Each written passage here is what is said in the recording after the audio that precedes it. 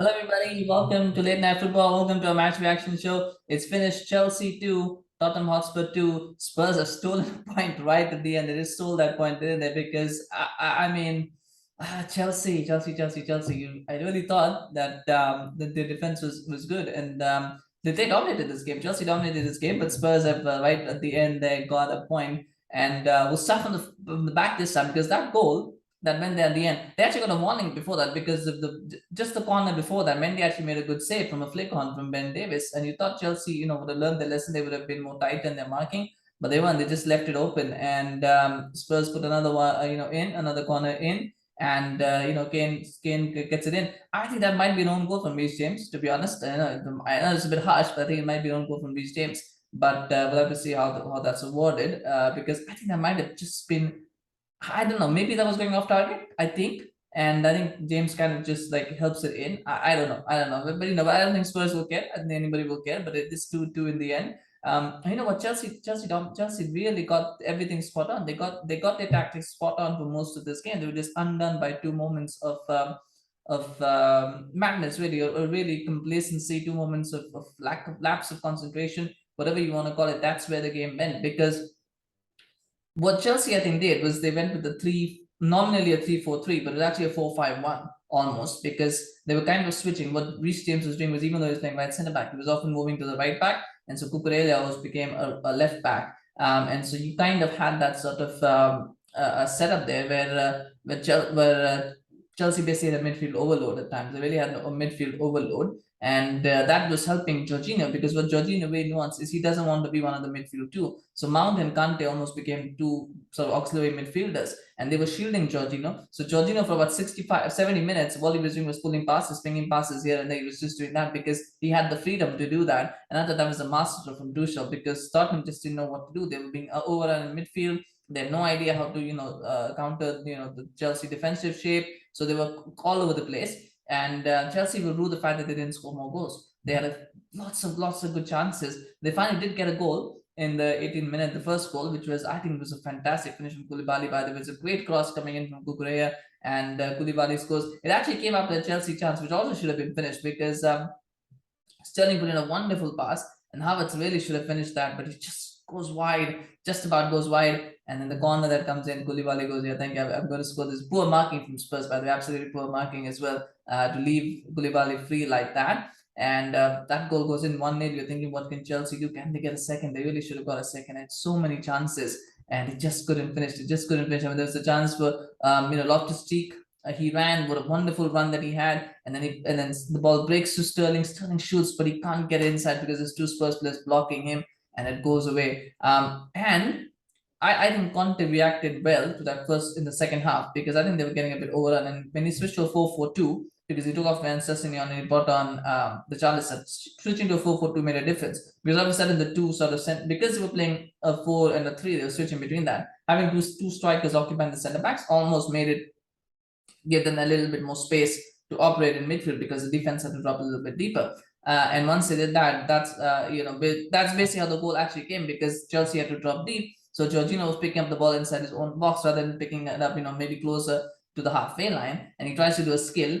Really poor judgment there from Jorginho, by the way. Tries to do a skill, loses the ball. It's a goal from Hojbjerg. But I tell you what, that's a very scrappy goal. Was it a foul on Kai Havertz? A lot of people are saying that it is. I would say that it should have been a foul, but I can see why the ref didn't give it.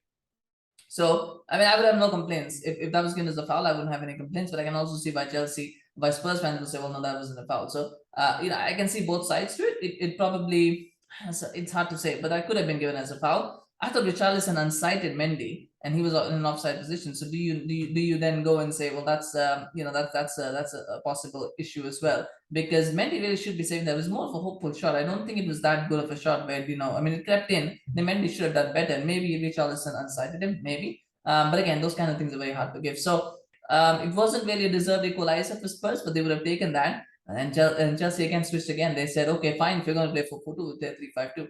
And they switched to a 3-5 or 3-4-3, whatever. They switched back to a back three. Reece James becomes the right wing back, and he gets a lot of space. He puts in a wonderful cross, which I thought Havertz should really have finished off. That was a sitter that Havertz would have finished off. He didn't. And then James said, well, fine, if you're not going to do it, I'm going to do it myself. Gets again, Spurs lose the ball. and James had finishes to make it 2-1. Really should have been the winner of the game, but right at the end, unfortunate for Chelsea, they conceded on that set piece. So that was sad. I thought Christian Romero for me was an absolute disgrace the way he was playing. He was trying to bully Havertz. He did what he did with Cucurella. I'm not sure how he got away with that. Should have been given at least a yellow at the very least, but again, got nothing for that. It was really bad. Maybe that might have thrown Chelsea a little bit off as well, because you have that sort of controversy right at the end. It does make it a little bit difficult. But I really thought, Romero. I mean, I'm sure he's a good player. I think he's a good player. I just feel that sometimes he gets to, bogged down into the dark arts. Maybe that is what happened to him. Try to get a little bit of an advantage on the other way. I would have said Jorginho would have been my man of the match actually, the way he ran that game. But then he made that error for that first Spurs goal. So I don't think he gave it to him. I thought Sterling played really well.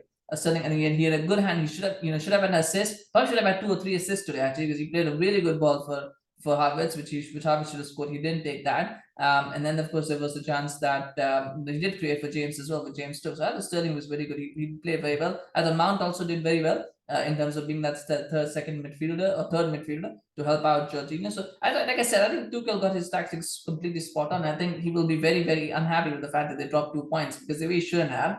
I think Spurs will be very, very happy and will feel like, yeah, we got a point, we got out of jail there, because they really didn't deserve a point from that game. So Spurs will feel very happy about that.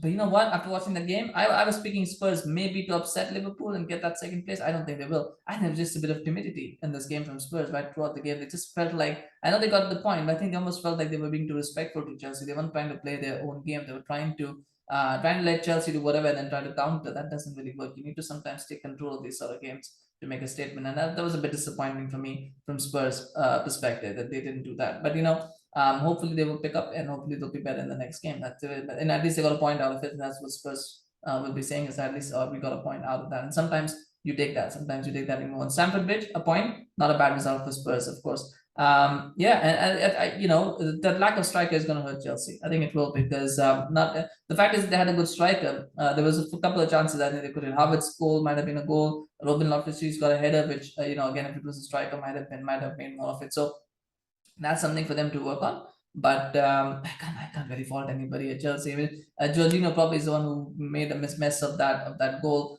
and the first one. And then the corners, they could have been better marking. Kane getting a free header is really bad, but that's a set piece. I don't think overall as a game, I don't think anybody really had a bad game for Chelsea. But sometimes football doesn't give us what we want. Anyway, let me know in the comments, what did you think about that game? What do you think about the Spurs getting a point? Chelsea, what could Chelsea have done differently to pick up the 3 points? Let me know in the comments. Obviously, love to hear your thoughts. Do smash a like for Koulibaly's first goal, and smash a like for Reece James. I thought they were really good. They were excellent. And you could even smash a like for Sterling as well, man of the match. I thought he played really well.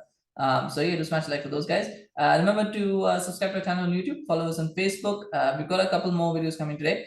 So do subscribe and you'll get notified when those videos drop. Thank you so much for watching. Because we do appreciate your support as well. So please do it for those reasons as well. But thank you for watching. Take care. We'll see you again soon. Bye-bye.